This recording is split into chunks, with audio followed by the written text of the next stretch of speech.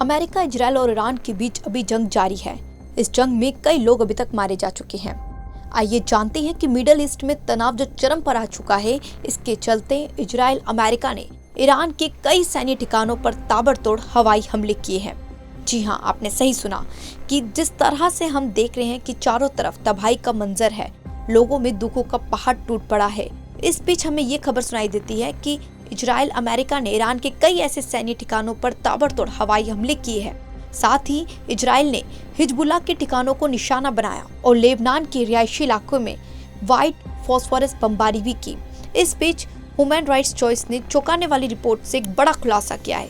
बता दें कि इजराइल ने 3 मार्च को दक्षिण लेबनान के योमोर गांव से तोप से व्हाइट फास्फोरस बमबारी दागी, जिसके चलते ह्यूमन राइट्स वॉच ने बताया कि 7 इमेजेस की जियो लोकेशन और वेरिफिकेशन के बाद ये साफ स्पष्ट होता है कि एयरबस रिहायशी इलाकों के ऊपर फटे हैं, जिसमें कम से कम 2 घर और एक कार में भीषण आग लग गई है।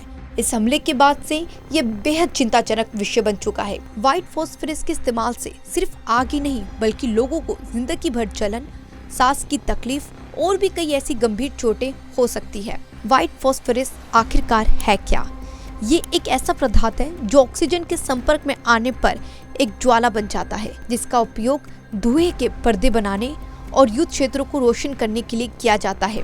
लेकिन इस गोला बारूद का इस्तेमाल हथियार के रूप में भी किया जा सकता है और इससे आग लग सकती है, भयानक जलन हो सकती है, अंगों का काम करना बंद हो सकता है। बताया जा रहा है कि M825 सीरीज के बम से 116 जलते टुकड़े 250 मीटर तक फैलते हैं। ये एक इंटरनेशनल मानवीय कानून का गंभीर उल्लंघन बताया जा रहा है, क्योंकि रिहायशी इलाकों में इसका इस्तेमाल अवैध है। और साथ ही HRW ने साफ साफ अपनी रिपोर्ट में ये बात कही है कि ये बिना भेदभाव वाला एक हमला है, क्योंकि नागरिकों को अनावश्यक खतरे में डालता है। योमोर में हमला इजराइल मिलिट्री की चेतावनी के कुछ घंटों बाद हुआ, जहां लोगों को निकालने को कहा गया था, लेकिन लोगों को नहीं निकाला गया। पिछले सालों से इजराइल पर लेबनान में व्हाइट फास्फोरस के इस्तेमाल के आरोप लगते रहे हैं। 2023 और 24 में 17 इलाकों में, लेकिन 2026 में ये नया केस बेहद गंभीर है।